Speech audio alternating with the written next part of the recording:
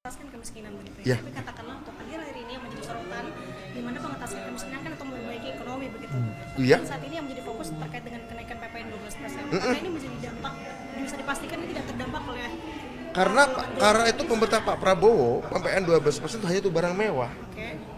Barang mewah itu tidak punya dampak pada soal jatuhnya orang miskin, ya.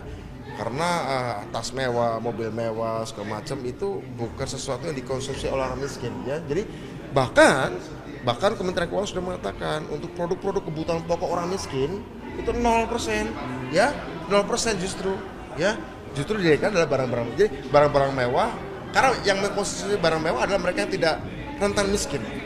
Jadi ketika dinaikkan dia hanya menambah biaya konsumsinya, biaya hidup konsumtifnya.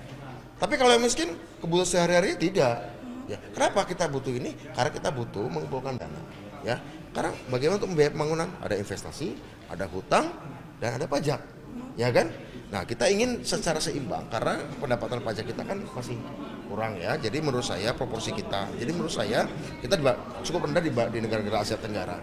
Jadi menurut saya itu perlu, tapi memang dibatasi untuk barang-barang mewah agar tidak berdampak pada kemiskinan. Agar negara punya anggaran untuk pendanaan program tadi, perumahan, ya pangan, ya macam-macam. Kira-kira itu. Pak, tapi itu dipercayai PPN 12% mempengaruhi daya beli masyarakat kan Pak. Jadi kalau untuk kelas menengah sih kayak wartawan gitu Pak, rentan jatuh ke kelas miskin nggak sih Pak? Ya kan tadi saya katakan gini, kan barang mewah ya. Kalau barang mewah itu kebanyakan memang untuk konsumsi, tidak untuk dimasukkan dalam biaya produksi yang dibutuhkan orang miskin sehari-hari. Ya.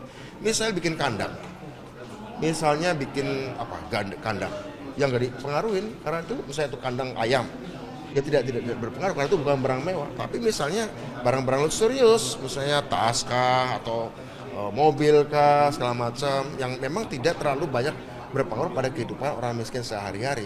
Karena bagaimanapun juga kalau kita ingin mengatasi orang miskin, kalau negara tidak punya dana dari pajak, alternatif hutang, alternatifnya pinjaman, akan nambah lagi. Itu juga kami bisa kritik, kan kita nggak mungkin menciptakan kesejahteraan, pemerataan. Kalau Anda lihat di negara-negara maju, ya di Eropa misalnya, program-program pajak itu sangat ketat sekali ya, pajak progresif ya, agar negara punya anggaran untuk jaminan sosial dari rahim sampai meninggalnya ya. Kalau di Inggris terkenal dengan kesehatannya, kalau di Jerman dengan pendidikannya begitu ya.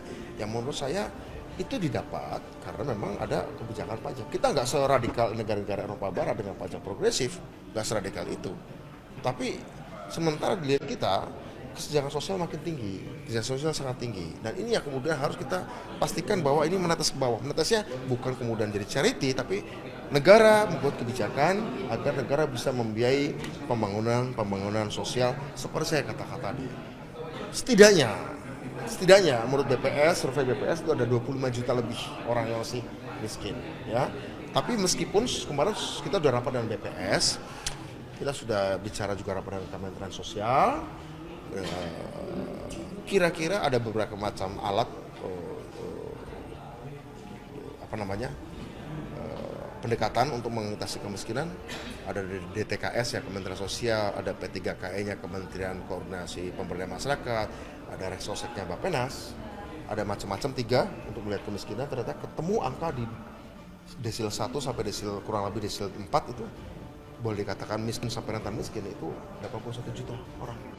81 juta orang, sangat banyak.